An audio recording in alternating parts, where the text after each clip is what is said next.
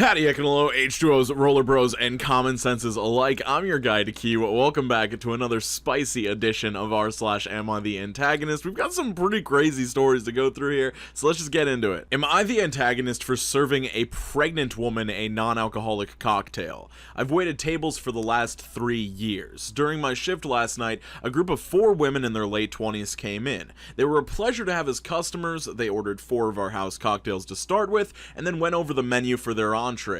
When I was on my way back to their booth with drinks on a tray, I walked by the backside and overheard one of them talking about how she was 14 weeks along with a baby. When I rounded back, they were talking about the same topic, and it was clear to me that she was pregnant. I figured her having one drink wasn't a big deal. They ordered their entrees and I went off to handle other tables. About 5 minutes later, they called me over again and asked for another round. At this point, I started getting concerned, but I took the order and cheerfully said I'd be right back. This time, I went to the bartender and asked him to make one of them a virgin cocktail. He was confused, but since he's a good friend of mine, I told him to just trust me. A few cocktails later, hers strictly virgin, they started getting rowdy, and Miss Pregnant Woman was also getting into it. I figured that since she didn't notice, things were okay.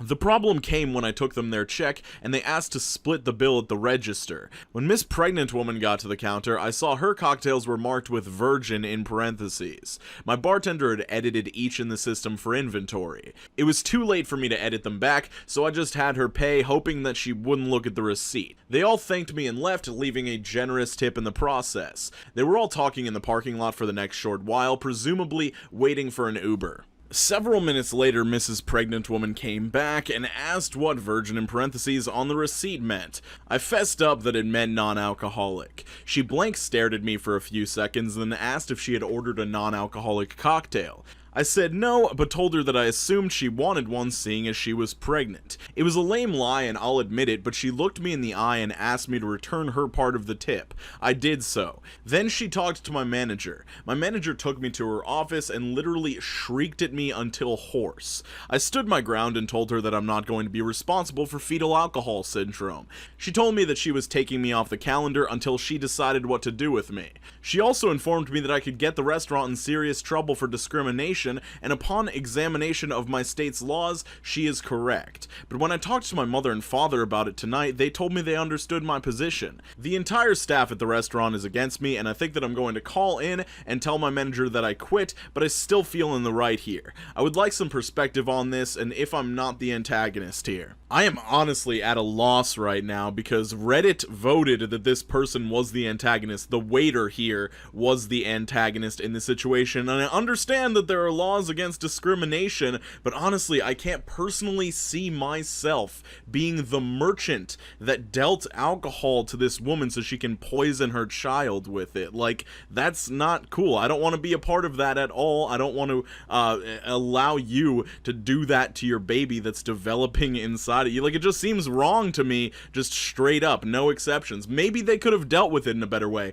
Maybe their execution wasn't that good, but I personally would have refused to serve alcohol to that person, and if that meant my job, so be it. I'm not gonna be part of that. Let me know what you guys think in the poll in the comments, because maybe it's not that big of a deal, but to me it is. Am I the antagonist for canceling on a group of very out of shape women that hired me to train/guide their hikes? First up, please know that I'm trying my best to be kind in my wording. I run a small operation where I guide groups or help train them to be able to hike. I've served all kinds of clients. I got an inquiry for a group called Women's Plus Adventures, and because it was during Pride Month, I thought that maybe it was an LGBTQ plus group. I chatted with the head of the group, collected the information, hiking levels, what they've done before, etc., and we exchanged money and I started the training plan. The group wanted to work up to a 14er, which if you do them, you know there's all kinds. Going off of what everyone reported, I decided Gray's Peak, one of the easiest and most rewarding because of the beautiful valley it's in.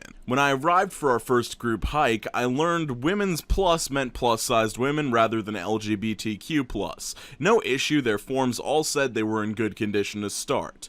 The first hike was awful. It was a short 4-mile round trip with a 750-foot elevation gang. Several of them ignored my list suggestions for attire, footwear, supplies, etc. When we got started hiking, it was very slow. One woman was upset we were starting with something so strenuous and asked for a break every half mile. One ate all of her snacks after the first break. Lots of complaints of it being too hard, too long, etc. After we got back 6 hours later, I pulled the head aside and asked if everyone was truthful on their abilities forms. She insisted that it was all true and then got annoyed that I didn't believe them. When I suggested we aim for a smaller goal, she was obviously very offended. I gave them all homework, which was to make sure to take a brisk 1-hour walk every day to prepare for the next hike. Several of them laughed at me incredulously.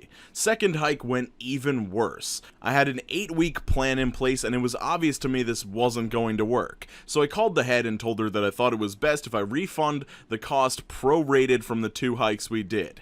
Well, she threw a huge tantrum and called me all kinds of names and insinuated that I'm fat phobic, I'm mocking them, etc. Please keep in mind that I've helped train several overweight people, including a pair of women in their 60s who send me pictures all the time of their great adventures. I consider myself to be very patient. One of them said they thought we would start with something like a walk in a local park to get us ready to hike for a few weeks. Simply put, they weren't realistic with their expectations. I refunded the money and ended the contract only to find my social media bombarded with hate from all kinds of people. You can guess what I was called. I felt awful, and in talking over this with people, several told me I was the antagonist for not powering through, that I should have given them 3 chances, and that I should have had more patience and understanding that not everyone is a natural athlete. Jesus Christ, this is insane. Like, you're going on hikes. You purchase an 8-week plan to do some hikes with the hike guide or whatever this dude was,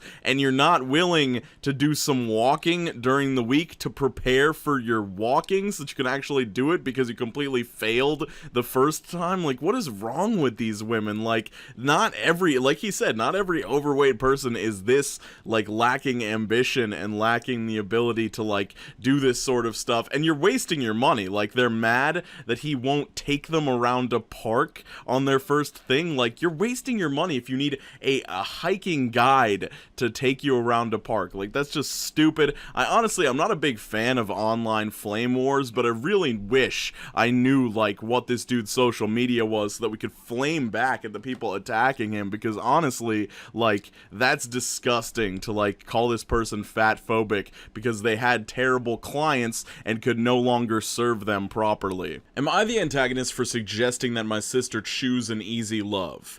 My younger sister and I were very close when young, but not so much now. I was born in a fairly well-to-do Hindu family. I fell in love and married a Muslim man and had to convert to his religion. My family was pretty pissed off that I converted, but we've kept in touch. Recently, my sister announced that she was in love with a guy she'd met while trekking, and they had plans to marry. My mom invited me for a girls' day, just me, her, and my sister at my parents' home for a fun day. My sister began to talk about her fiance and how they hated each other at first, but fell in love, etc., etc. I was happy for her. It all began when I asked what religion he was. Imagine my surprise when she said he was a Hindu and in the same community as our parents. This would mean that it would make my father absolutely over the moon. I asked her if she was sure she loved him because it seemed unbelievable that she would meet someone from the same small community as our parents and fall in love. She got angry and told me that she was absolutely sure she was in love with him. I suggested that maybe she thought she was in love because it was easy